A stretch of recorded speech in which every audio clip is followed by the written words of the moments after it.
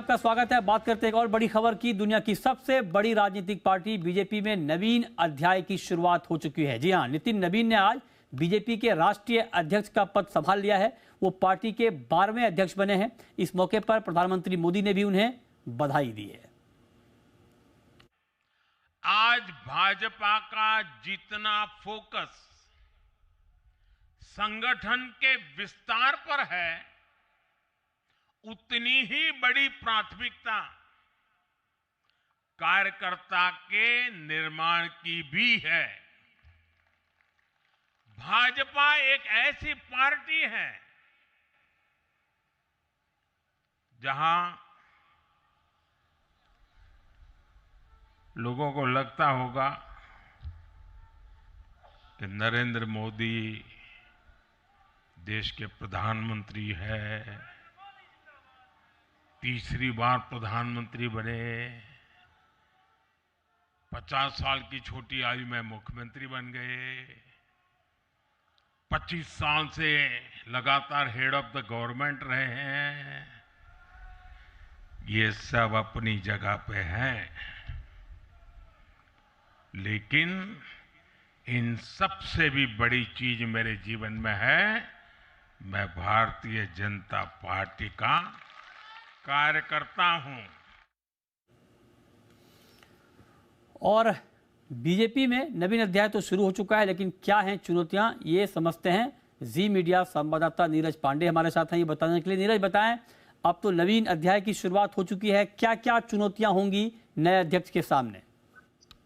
देखिए, नए अध्यक्ष के सामने कई महत्वपूर्ण चुनौतियां हैं। सबसे बड़ी चुनौती इस समय यह है कि कैसे अपने आप को इतने सीनियर लीडर्स के बीच में स्थापित करना, क्योंकि जब उनका जो कंपैरिजन किया जाएगा तो उनका कंपैरिजन निश्चित रूप में अटल बिहारी वाजपेयी, लाल कृष्ण आडवाणी, मुरली मनोहर जोशी, अमित शाह, जेपी नड्डा, कुशाभाऊ ठाकरे, इन सब से होगी, क्योंकि जितने बड़े स्टॉलवर्ड भारतीय जनता पार्टी के अध्यक्ष हुए हैं उन सब की अपनी कुछ न कुछ खासियत रही।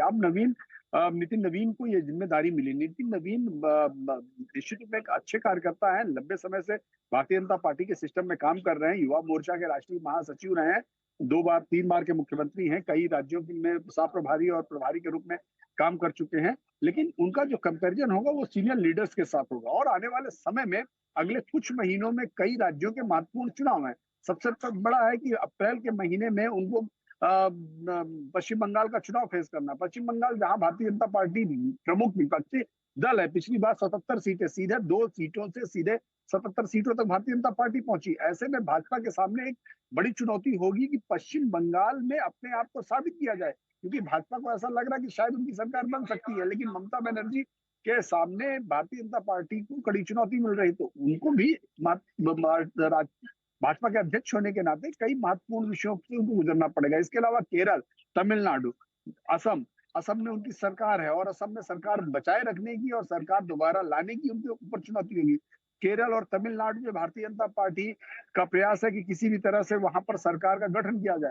तो आने वाले समय में नितिन नवीन के सामने कई महत्वपूर्ण चुनौतियां आने वाली, लेकिन क्योंकि भाजपा एक बहुत ही सामरिक संगठन है, यहाँ पर एक सिस्टम ऑपरेट करता है, किसी व्यक्ति का कोई बहुत बड़ा स्टेक नहीं होता है, एक सामूहिक निर्णय होता है। आज भी कोई भाजपा के अध्यक्ष जेपी नड्डा जरूर थे, लेकिन जब भी कोई निर्णय होता था तो पार्लियामेंट की वोट करता था, और जेपी नड्डा भी जब कोई निर्णय करते थे तो उसमें प्रधानमंत्री नरेंद्र मोदी, पूर्व अध्यक्ष अमित शाह, राजनाथ सिंह, इन सब की सहमति ली जाती थी, उनसे बात की जाती थी। तो भाजपा में किसी भी नए व्यक्ति के लिए जब वो काम करने जाता तो जरूरी नहीं कि वो उनका अपना हो, एक पूरा सिस्टम है, कई अनुभवी राष्ट्रीय महासचिव हैं, खुद अमित शाह का बहुत दखल रहता है संगठन के काम में। तो इसलिए ये कह सकते हैं कि नितिन नवीन के सामने भी काम करने में बहुत ज्यादा कठिनाई आने वाली नहीं है।